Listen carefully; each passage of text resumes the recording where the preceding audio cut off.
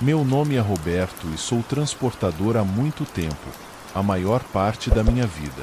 Na verdade, tenho 43 anos e devo dizer que esse trabalho é muito especial para mim.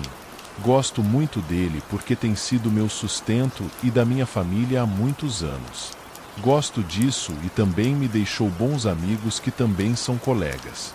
Mas também tem o seu lado negro, porque não é segredo que agora é muito perigoso para os transportadores viajar nas estradas do Brasil e não só isso.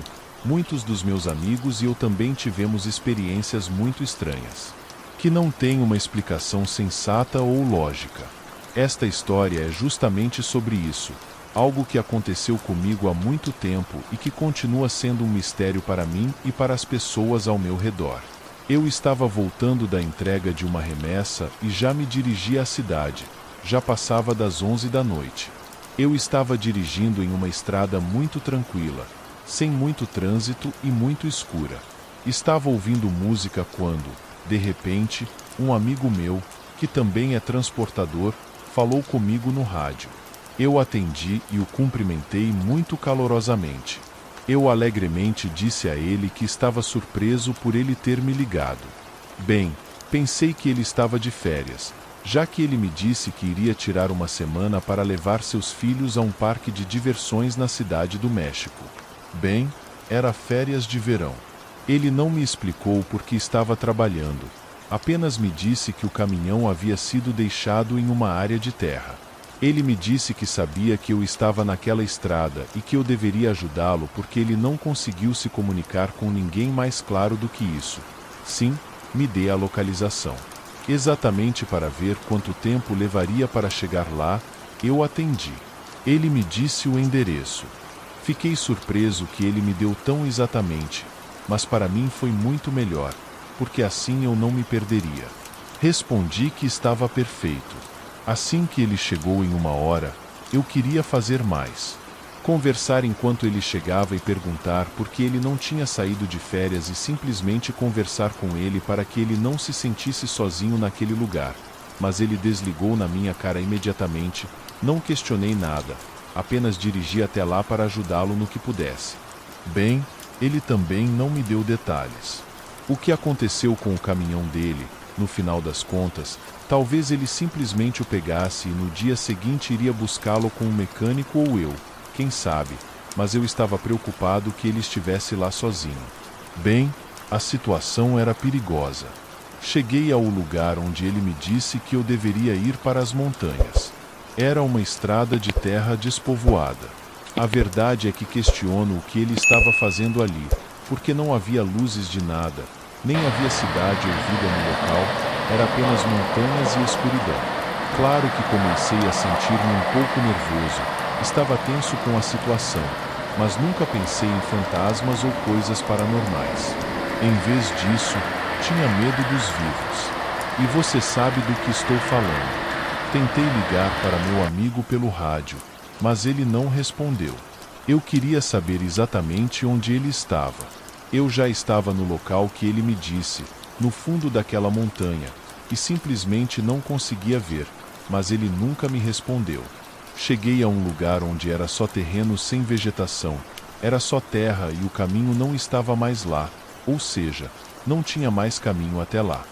Foi aí que eu soube que algo estava errado. Resolvi ligar para o telefone do meu amigo, mas ele não me atendeu. Depois, tentei ligar para a esposa dele e ela me atendeu. Eu disse a ela preocupada com o que estava acontecendo, sem querer assustá-la, claro, mas eu queria saber se minha amiga. Ele tinha se comunicado com ela, mas antes de terminar de falar com ela, ela me disse: espera, o Roberto Manuel está aqui conosco, ele não te contou que íamos trazer as crianças nas férias. Senti como se um balde d'água tivesse caído em cima de mim.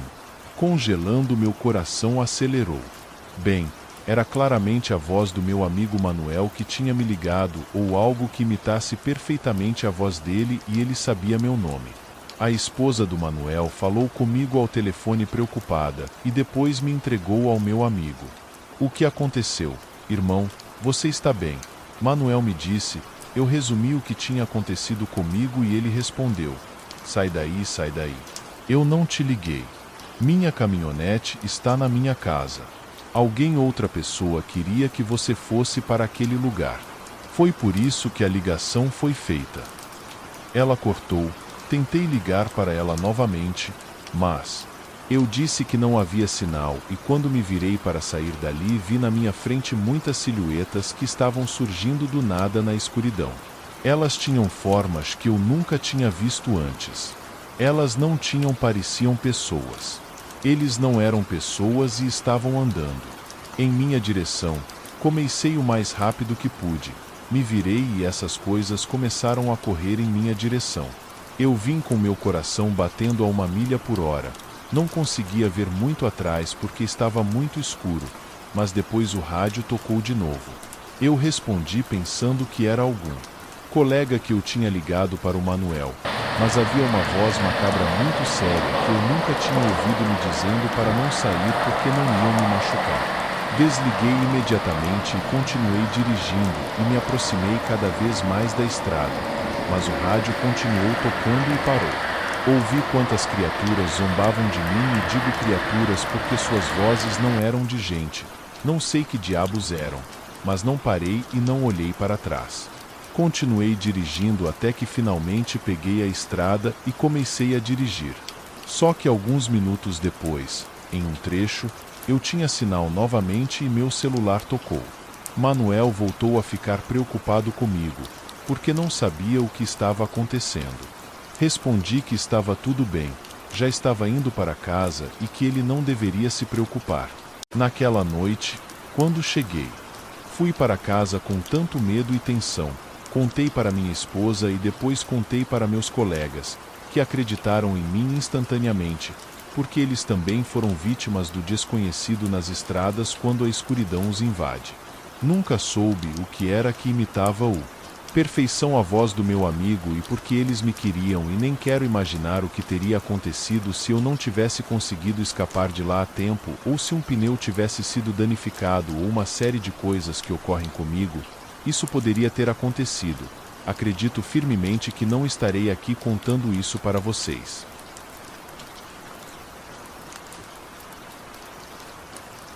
Como você esquece a noite que mudou tudo?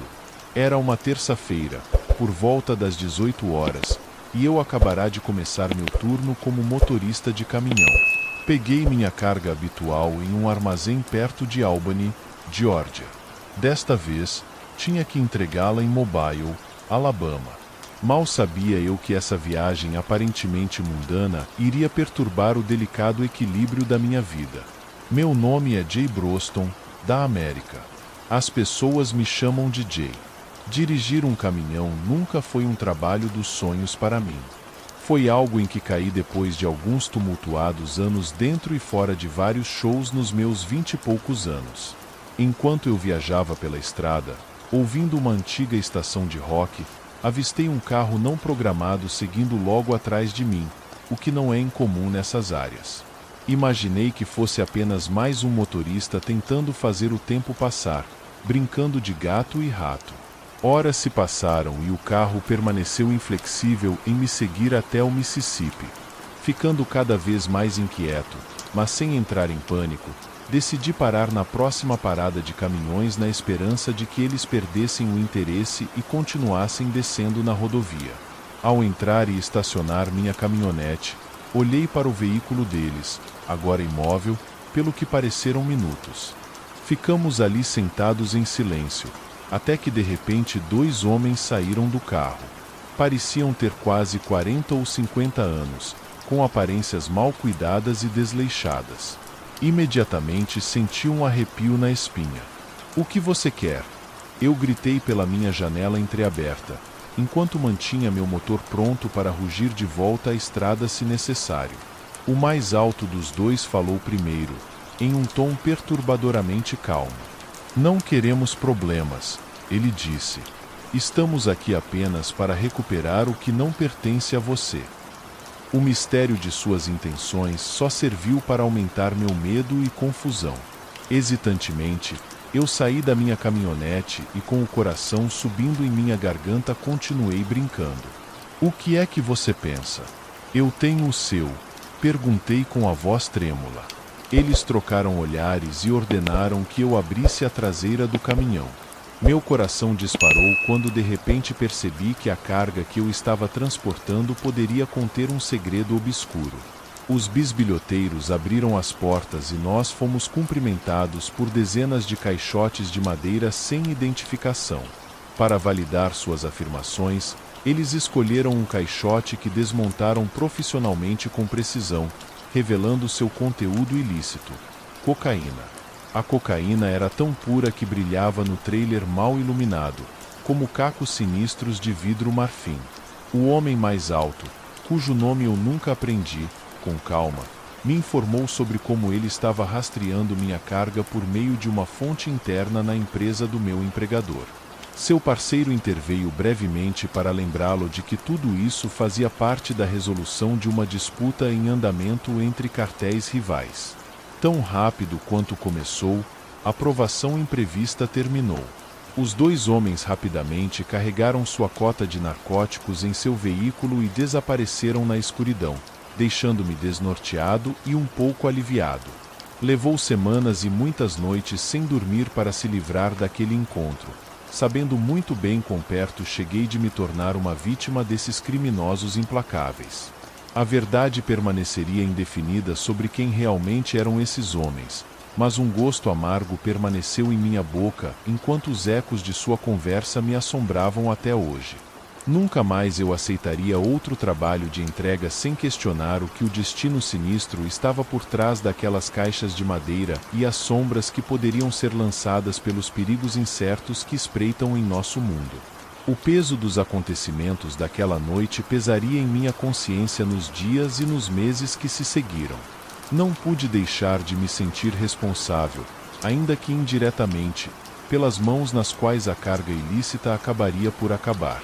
Meus impulsos antes mundanos agora se tornaram um campo de batalha mental entre meu desejo de continuar sustentando meus entes queridos e o medo de ficar enredado em uma floresta sinistra mais uma vez. Os próprios fundamentos da minha realidade haviam mudado irreversivelmente.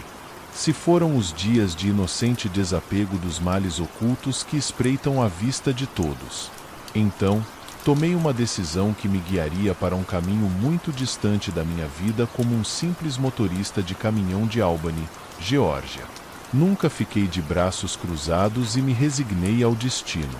Aventurei-me no mundo da investigação privada. Meu plano era me infiltrar e expor o ponto fraco do crime que estava ligado a cidadãos aparentemente comuns como eu, armados com fragmentos de conhecimento adquiridos em cantos sombrios de paradas de caminhões e encontros fugazes com habitantes do submundo. Comecei minha transformação a partir do motorista de caminhão americano Jay Broston, TJ, o investigador cruzado. Não seria fácil. Eu sabia que estava brincando com fogo.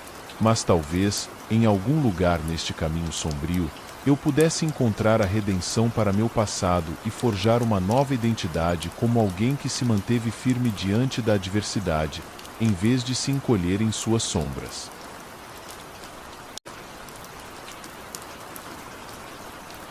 Sabe a sensação dos cabelos da sua nuca se arrepiam? É assim que minha história começa, com uma pergunta. Por que eu me sentia assim em um local tão comum, realizando meu trabalho rotineiro como motorista de caminhão? Mal sabia o que estava prestes a descobrir.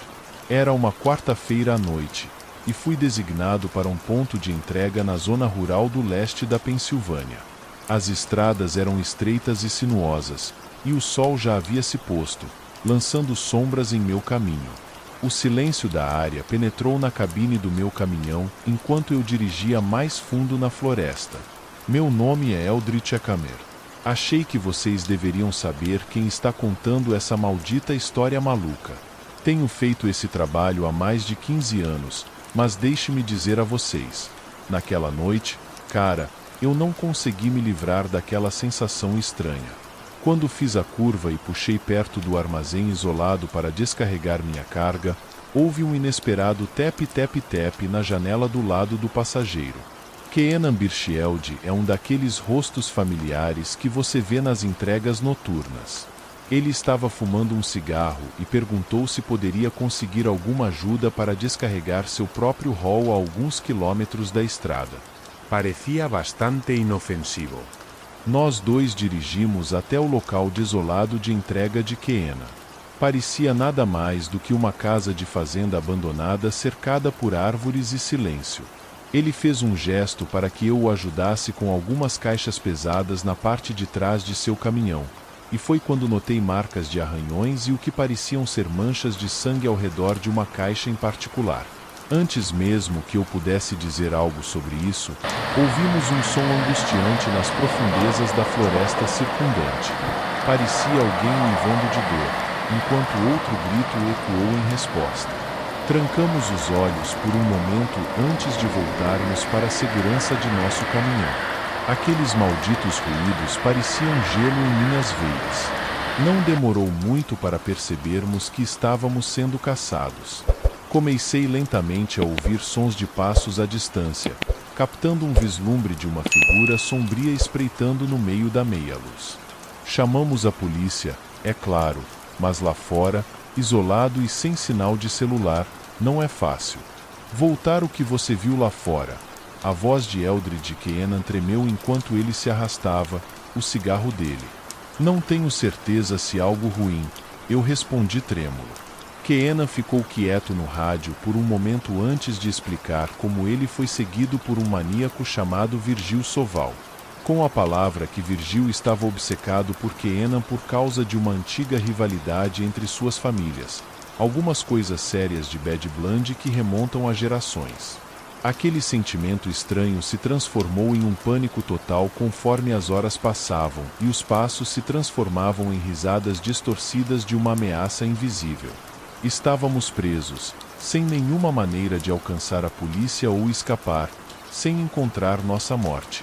Nós nos barricamos naquela fazenda abandonada, esperando que aquele monstro mostrasse seu rosto. Quando finalmente apareceu, caramba, era Virgil. Tudo bem, cicatrizes desgrenhadas marcando seu rosto e roupas sujas e um olhar desequilibrado em seus olhos. Não entrarei em muitos detalhes aqui, mas Virgil fez algumas coisas terríveis com algumas pessoas não muito longe de nossa localização. Coisas que dariam pesadelos a qualquer um nos próximos anos. Não sobrou nada, mas carbonizado permanece um horror não dito. Um jogo excruciante de gato e rato durou mais horas, e mesmo quando o frio amanhecer chegou, não havíamos escapado totalmente das garras de Virgil. Só mais tarde descobrimos que seu fim no Grizzly foi entregue por ninguém menos que o primo de Keena, Travis Birchield, que localizei-o com base em um palpite de que a cidade e aquela floresta desde então enterraram seus segredos, tentando esconder os males que existiram lá. Não importa se eu estou dirigindo nesta rota há 15 longos anos, não posso passar por aquele Deus lugar abandonado sem sentir meu coração disparar e minhas mãos suarem. E no final, sempre me perguntarei se realmente deixamos Virgil para trás ou se o nome dele ainda está gravado naquelas sombras sangrentas e abandonadas. Olhando para trás agora, aprendi uma coisa ou duas sobre medo e o desconhecido. A espada das trevas que pode tomar conta de uma pessoa e penetrar profundamente em sua alma, mudando-a para sempre. Já que, para Keena, ele nunca se recuperou totalmente daquela noite. Ele ficou nervoso ao menor som, especialmente quando o sol se punha no céu. Não conversamos muito depois disso, mas essa foi a última conversa que ainda ressoa na minha cabeça, um eco indesejado da erva daninha tara que experimentamos juntos. Você acha que acabou para sempre, Eldred? Ele me perguntou uma última vez antes de nos separarmos. Sobre qual seria a última vez que pensei nisso, por um momento minha garganta seca e meu coração batendo forte. Espero que sim, Keena.